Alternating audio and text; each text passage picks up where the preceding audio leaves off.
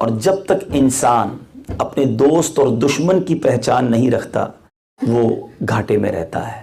کہتے ہیں نا اگر جینے کی تمنا ہے تو کچھ پہچان پیدا کر. آج ایک ایسے کردار کے بارے میں اس کا تعارف اور اس کے بارے میں جاننا ہے کہ جس کے بارے میں اور جس کے وار جس کی سازشیں اگر ہمیں نہیں پتہ ہوں گی تو ہم بڑی مشکل میں آ جائیں گے. مثال کے طور پہ اگر آپ کو میں کہوں کہ یہ کوئی شخص آپ کو کہے کہ یار فلاں بندہ یہ پلاننگ کر رہا ہے کہ آپ کو نقصان پہنچے, اب آپ کہیں گے اچھا میرے بارے میں نقصان کا سوچ رہا ہے, اب تو میں اس سے بات نہیں کروں گا. اچھا کوئی آ کر کہے کہ یار فلاں تو یہ چاہتا ہے آپ کی ٹانگ ٹوٹ جائے, آپ کا ایکسیڈنٹ ہو جائے, یا فلاں یہ چاہتا ہے آپ کا گھر برباد ہو جائے, آپ اس سے دوستی لگائیں گے؟ آپ اس کے قریب جائیں گے کہ یار میرے بارے میں اتنا برا سوچ رہا ہے؟ لیکن ایک ایسا دشمن ہے میرا اور آپ کا جس کو قرآن کہتا ہے وہ دشمن ہے. اِنَّهُ لَكُمْ عَدُوٌّ مُبِينٌ. ایک بار نہیں, قرآن میں جا بجا بے شک وہ تمہارا کھلا دشمن ہے, اوپن اینیمی. اور وہ اوپن اینیمی کون ہے؟ شیطان. لیکن کیا شیطان کے چال ہمیں پتہ ہیں؟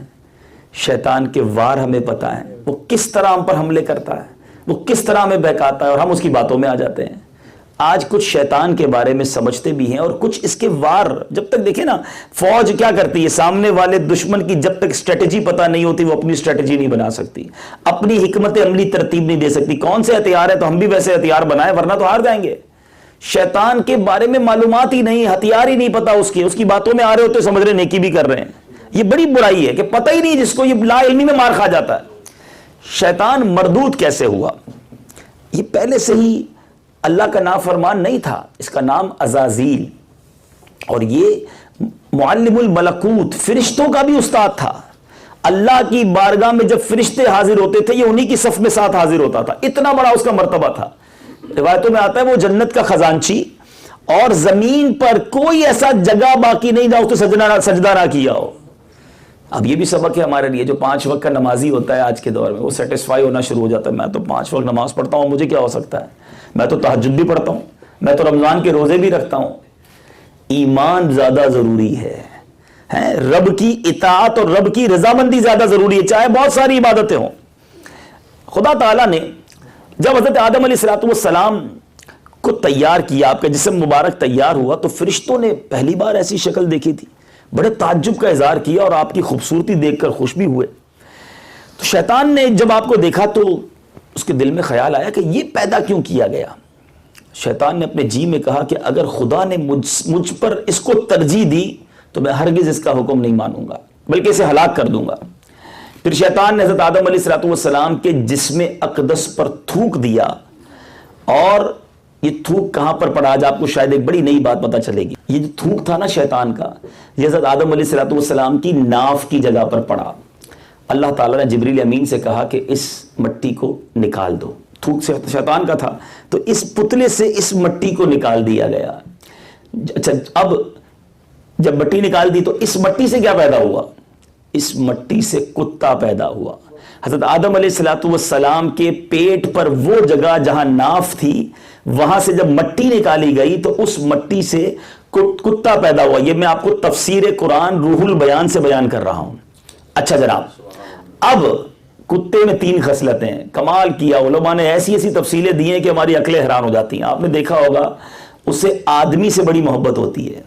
کتا بڑا جلدی مانوس ہو جاتا ہے انسان سے, رات بھر جاگتا ہے اور آدمی کو ہی کاٹتا ہے. 3 خصلتیں ہیں نا. آدمی سے انس محبت اس لیے ہے کہ وہ مٹی حضرت آدم علیہ السلام کی ہے, ٹھیک ہے.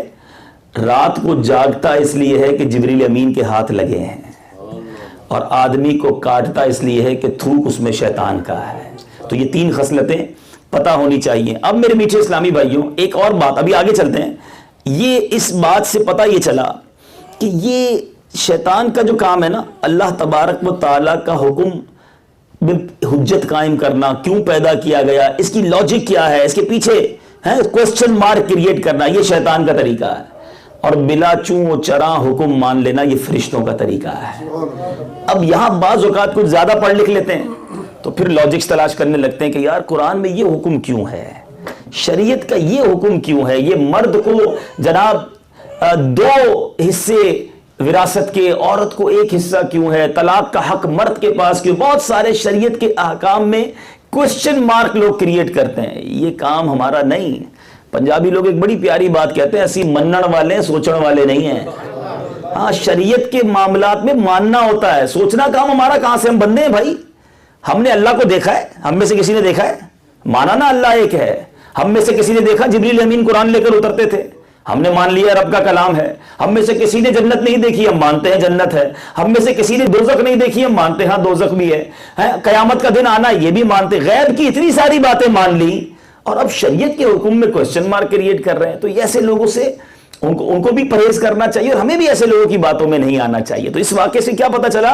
حجتیں قائم کرنا یہ شیطان کا طریقہ, ایکسپٹ کرنا یہ فرشتوں کا طریقہ. اب اللہ تعالیٰ نے سارے فرشتوں کو حکم دیا کہ آدم علیہ السلام کو سجدہ کریں. شیطان نے سجدہ نہیں کیا. تو شیطان سے پوچھا گیا کہ تم نے میرا حکم پایا پھر بھی سجدہ نہیں کیا؟ قرآن میں اس کا جواب موجود ہے. شیطان کیا کہتا ہے؟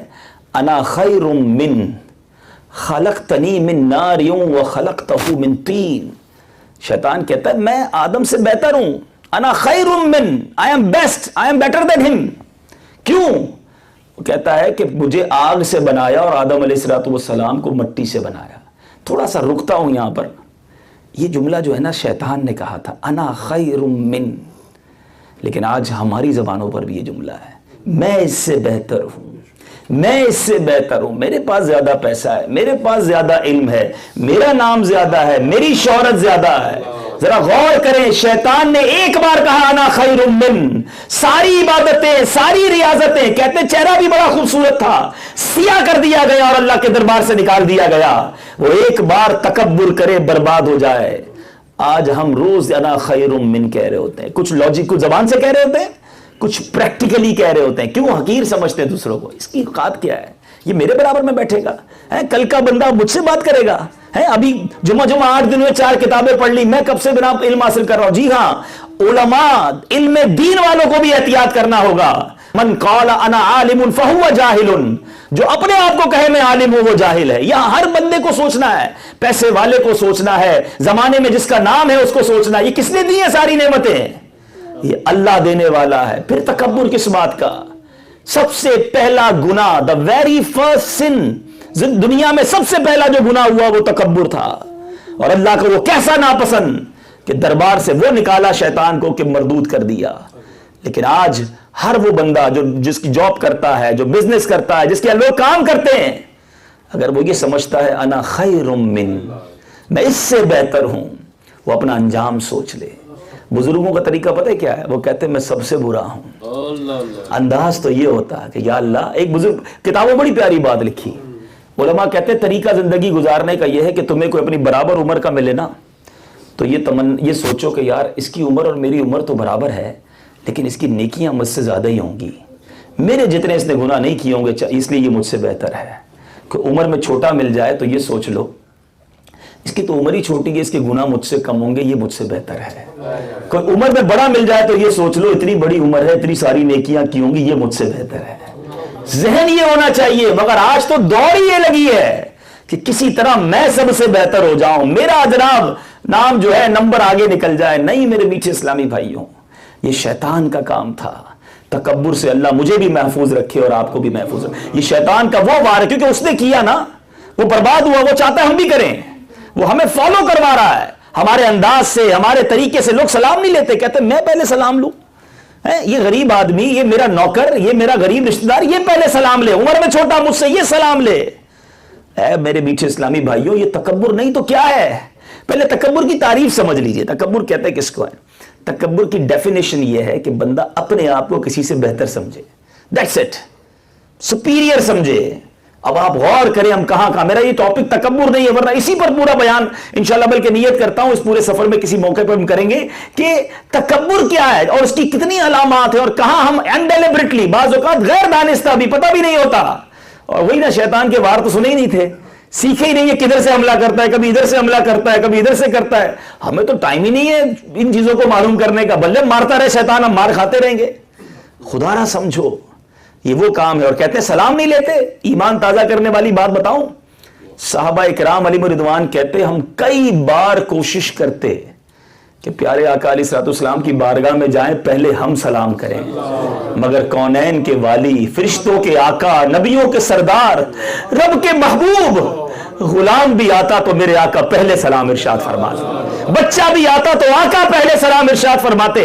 ارے میں اور آپ تو ان کے نالین کی ساتھ لگی مٹی کے ذرے کے برابر نہیں، اور ہم کہتے ہیں ہم سلام پہلے کریں۔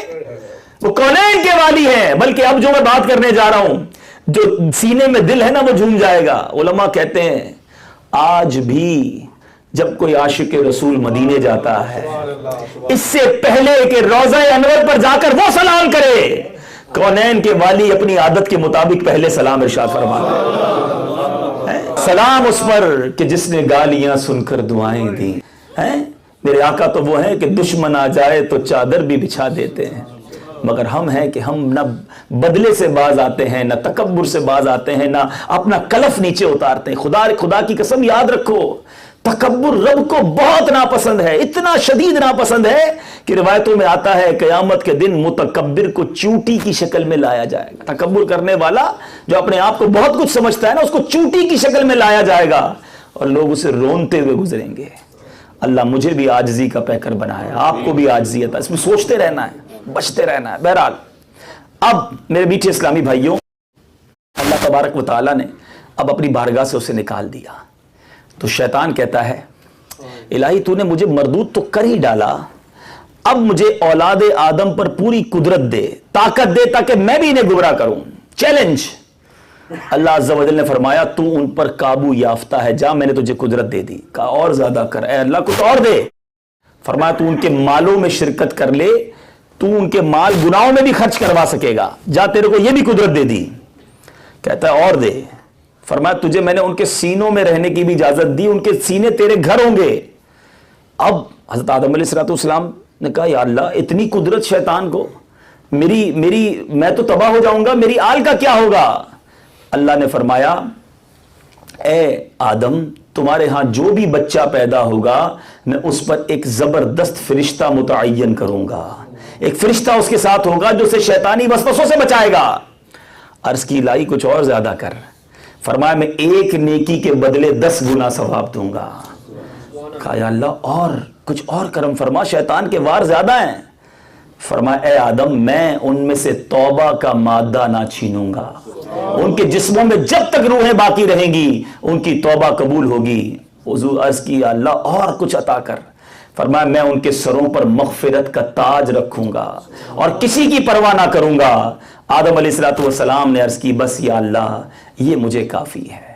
اب بتائیے یہ وہ لڑائی ہے، یہ وہ جنگ ہے جو میں نے اور آپ نے مرتے وقت تک لڑنی ہے، اور ایمان بچا کر شیطان کو ہرا کر دنیا سے جانا ہے۔ دنیا میں کبھی کوئی ایسا شخص دیکھا ہے جو دشمن سے دوستی کرے؟ مگر آج ہم نے کمال کر دیا ہے، عجیب لوگ ہیں ہم، دشمن سے دوستی لگائی ہوئی ہے۔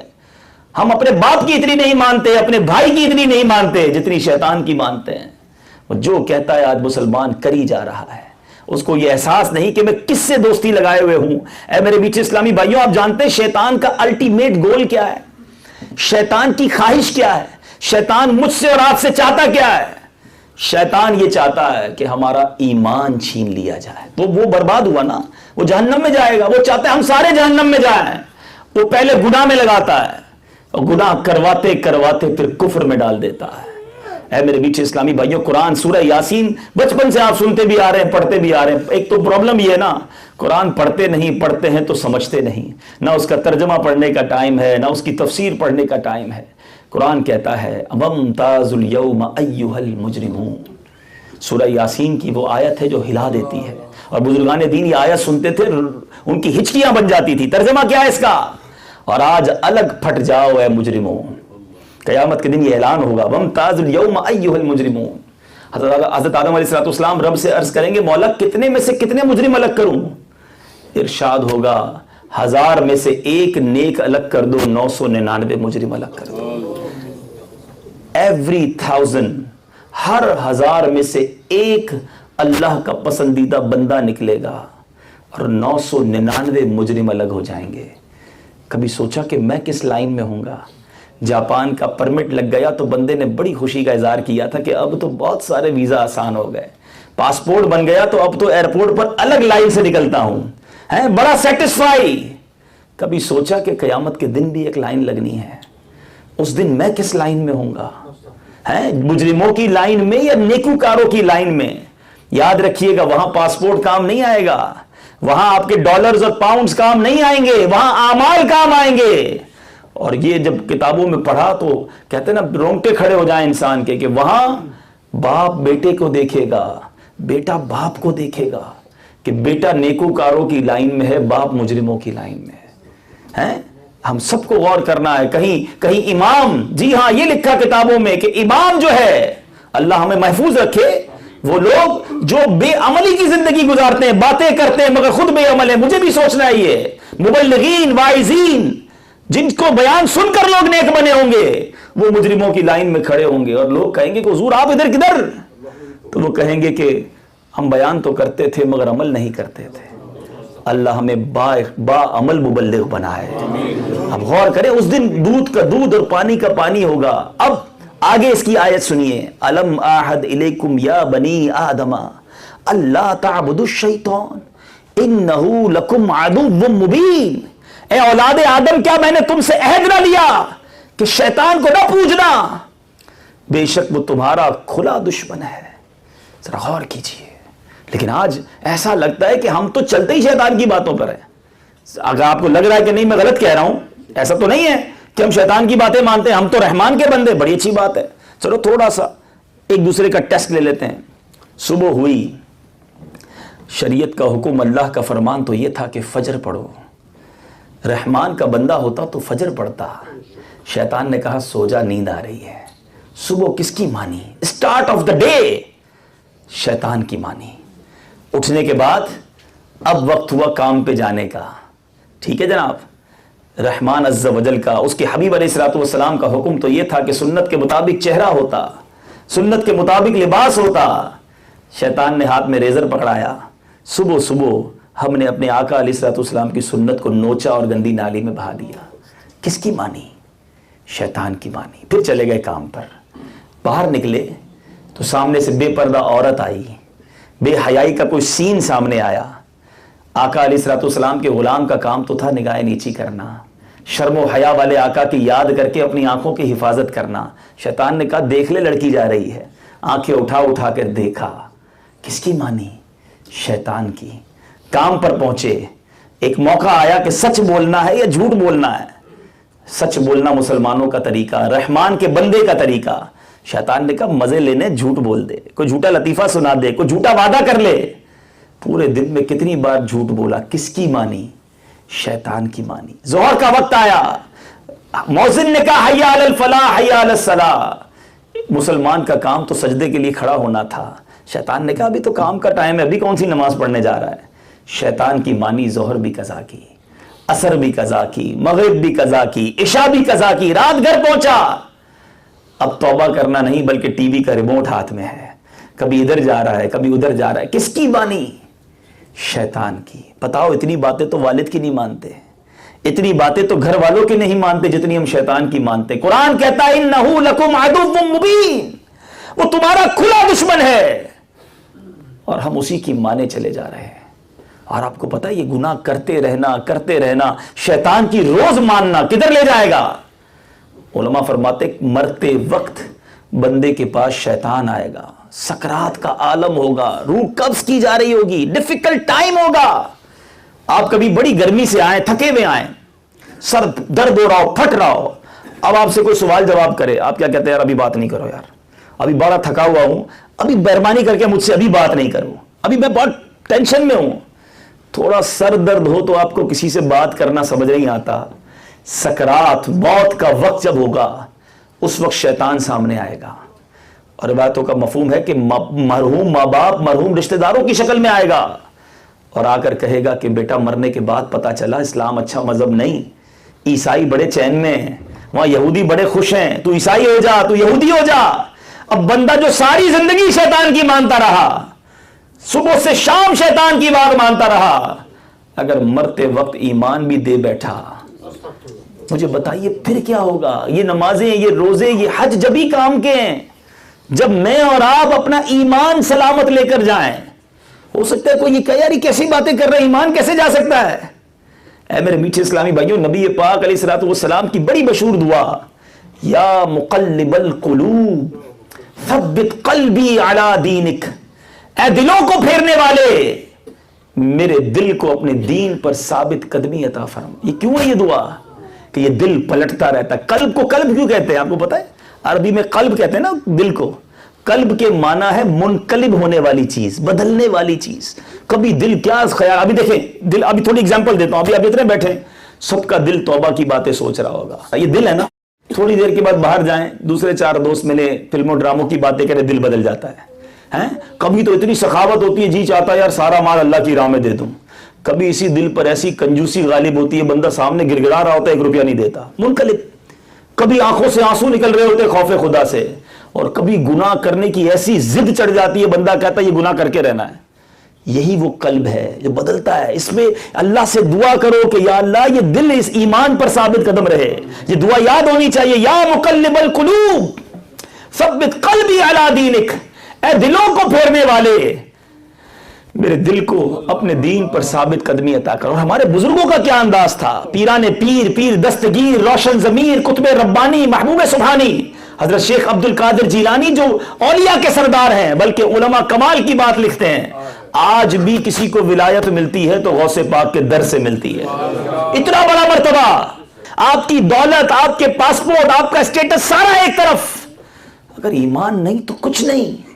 اور یہ ایمان جانے کی یوں سمجھیے راستہ ہے. بندہ جو گناہ میں زندگی گزارتا ہے نا, روز شیطان کی مانتا ہے. میں آپ کو آج آپ کے دشمن کے بارے میں بتا رہا ہوں کہ جو کیسے کیسے وار کر کے ہمیں برباد کرنے کے بارے میں سوچتا رہتا ہے. آؤ میری میٹھی اسلامی بھائیوں, ایک بار اللہ تعالیٰ نے شیطان کو جب مردود کیا تو شیطان کہتا ہے اے اللہ تو نے بنی آدموں میں پیغمبروں کو بھیجے گا, تو بنی آدم میں پیغمبروں کو بھیجے گا, کتابیں نازل کرے گا, میرے پیغمبر اور میری کتابیں بھی ہونی چاہیے.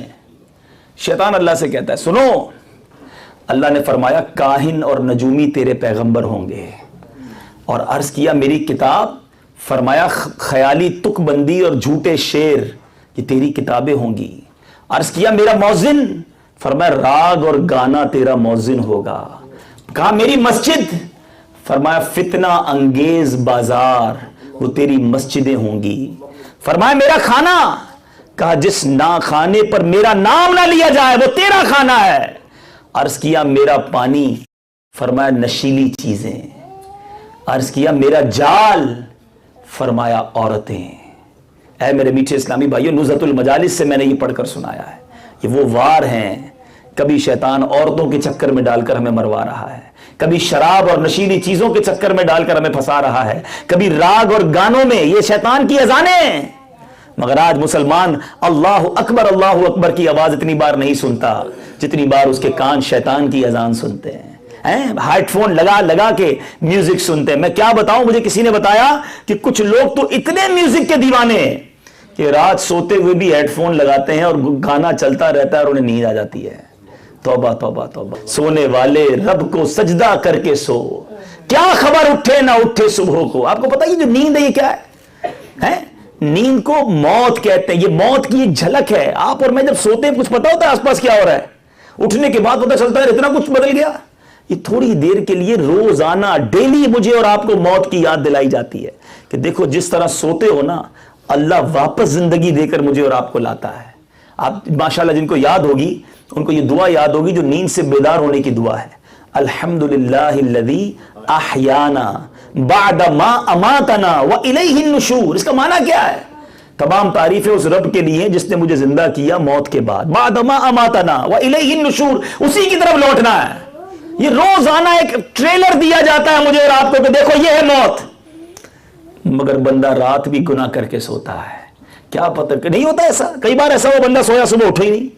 اب جو کلمہ پڑھ کے سویا, با وضو سویا, توبہ کر کے سویا, اس کے لیے تو رحمت کی امید ہے. جو فلمیں